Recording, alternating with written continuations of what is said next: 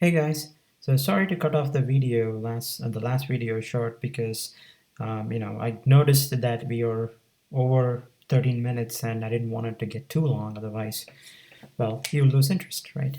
So I created this other video just for Schlieren imaging.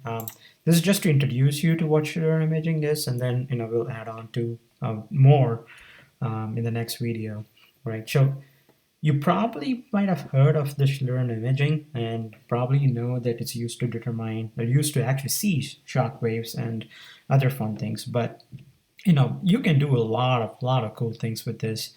Schlieren, if you think, if you look at what the meaning of Schlieren is, it's a German word. It actually means streak or striations. All right. So that means you can see any flow streaks or striations that occurs around an object through this method, right? And it's actually fairly easy to implement. Um, so, and we'll talk about it, how we can actually do that, how it works. So this method was first invented by Robert Hooke in 1635 to 1703. He's it's called the father of optics, of inhomogeneous media. So it's supposed to be father of optics and father are optics, right there. All right. So there are two concepts that you need to know for this method, to understand this method. One is the refractive index. So you probably heard of this term refractive index back when you take like in the high school physics, right? So refractive index, what that means is that when a light goes through a certain object, depending on its refractive index, its speed changes, right? Light travels differently when it goes through vacuum, through air, or through another medium.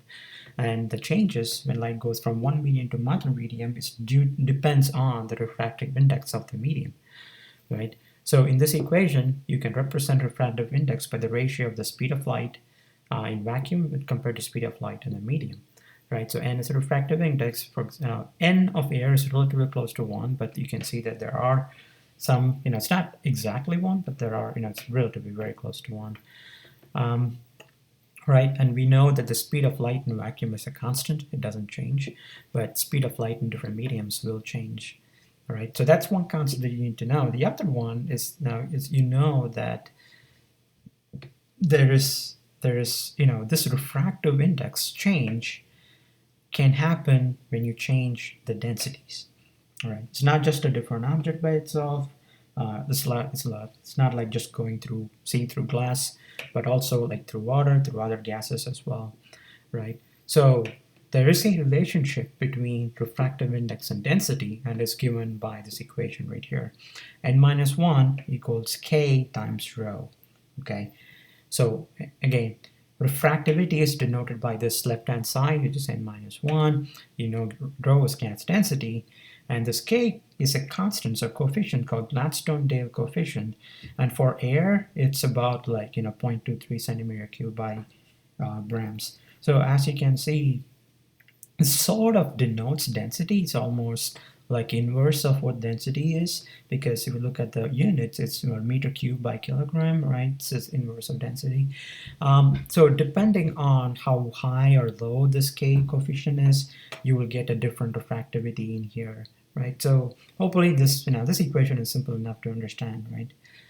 So when you plot this equation, this is how it looks like, right? Say consider you take this refractive index for air alone, and you convert this into meter cube per kg like we talked about, right? When you plot the equation, look at the variations in refractive index you're getting.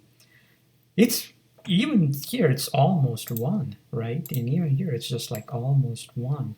And for air, the density is 1.225, say somewhere around here, right? In order to see even at 2 kilograms per second, it's twice as the sea level density of air, your refractive index only changes very small, right? So if you do this for a larger density variations, now you begin to see an exponential type curve where the refractive index changes a lot for a very high change in density, right?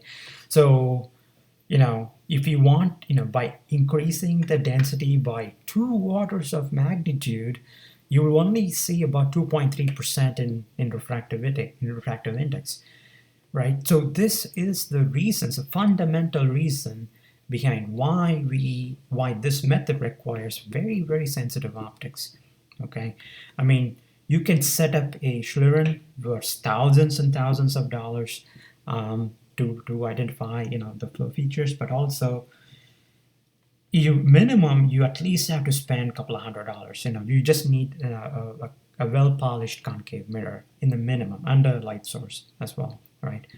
So again, when we talk about this Schlieren, just know that it will involve some sensitive optics.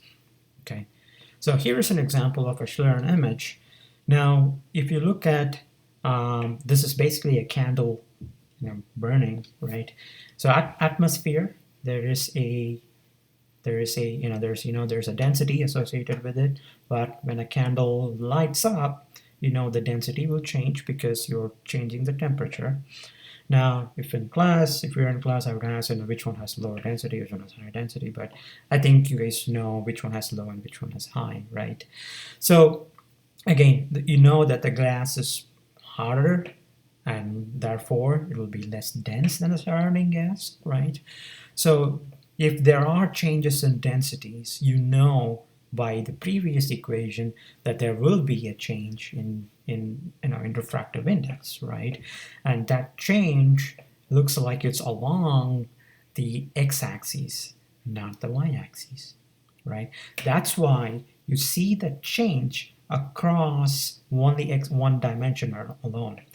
Remember that what you see, the different variations that you see through your eyes, is not really due to the change in refractive index. Okay, it's due to the gradient in refractive index. Okay, with respect to one or two axes. Okay, so just know that in this case it's just only one variation, one gradient, one axis gradient in here. But when you blow this candle, you know that it's going to create a turbulent air, and then you see gradients in density in two axes that changes the gradient in refractive index in two axes, and that's what you'll be able to see, right? So imagine this, and let's put some equations to this, right? Let's look at a planar wavefront. So where rays just come uniformly. Imagine these arrows indicate light rays, and this line represents a wavefront line for those light. Okay, when light enters a different refractive index medium, or say there's a change in density, right? You know that the speed of light changes, right? Depending on what that medium is or that density is, right? Now, because of that, you know that there's going to be change in the speed, right? Change in how far the light is traveling, or how much time does it take to travel, right? So that is indicated by this delta z and delta z1. So that means light rays is basically, coming to your eyes at different speeds and different distances. That's why you were able to see the variations. Okay, and all of this happens, say, at a particular time delta t, right? So you can quantify that the change in distance, the time the light takes to travel, right, as denoted by this equation. It's this velocity equals distance by time, right? So that speed of light, and then that speed of light is a function of the refractive index, right? C naught by n, right here. And n is the refractive index. C naught is the speed of light in vacuum, right? That's constant. So now, if you look at this equation, the differences in the length that the light travels is a pure function of the refractive index alone, right? So that means for a light which bend a certain direction due to the refractive index, its length, that the light travels is denoted by delta z, and length of light travels denoted by delta Z2 for the light waves that are below it, right?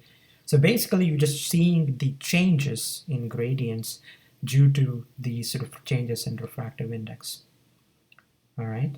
So hopefully, that makes some sense, right? All you have to get out of this is that due to the refractive index change of the medium, right, N1 and N2, there will be a change in the distance that the light travels, right, delta Z1 and delta Z2. Since it's happening at the same time,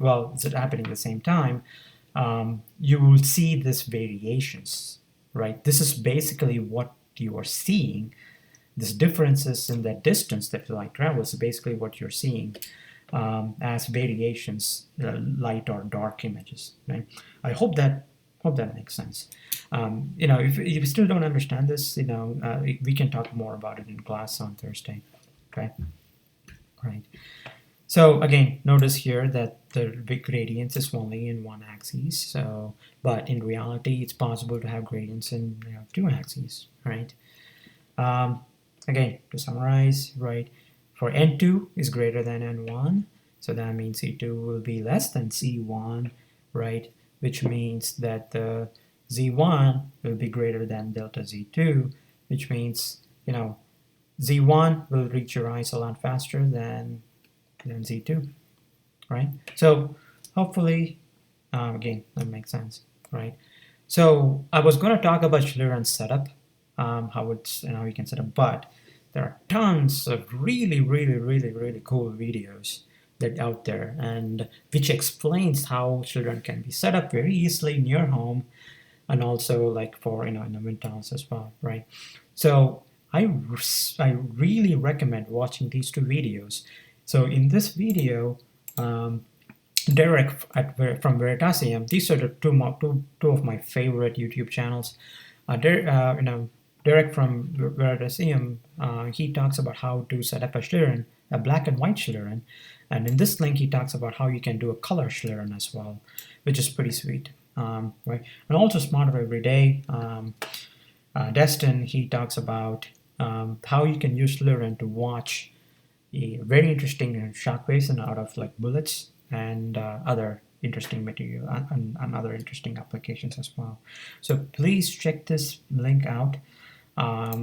Again, hopefully you will get to set up Schlieren yourself in the future, maybe in the next homework. We have done it in class. This is the video that I did in my house, so I really wanted to see how things work. So I set up the concave mirror. It doesn't take that much at all. All you need is this mirror and then a good light source. So what you see here is a butane lighter, and it's very interesting. Watch closely what happens. This is a lighter I have at home, and before even the fire ignites, when the butane comes out, look at that. When the butane comes out, it changes the refractive index right there. That's the butane seeing, and then the fire kind of ignites. Right, which is pretty cool. You can even see the differences in the densities in the different gases, right? That's the most fun part of doing this, is that you can see really cool things which you can't see through the naked eye, right? Look at that. You can do this in slow motion. It's pretty cool. So I put this in my house. And I did this, and it's very interesting. Then I talked to Mike. Mike Mangan has a really nice camera, so we set up a Schlieren down in the tunnel. This was about. Now I was geeking out about this a couple of semesters ago, and I really wanted to make this work. So we, we put this setup in the tunnel down below. Now what you see here is a soldering rod or soldering iron, and you can see the variations in gradients. Again, it's just pretty cool. Pretty cool stuff. And we did a lot of different things too. We even flew a drone in front of the mirror, and we flew. If you just put your hand in front of the mirror, you will see that the smoke comes out, and the temperature in your hand changes the density of air around it, and you can actually see that too.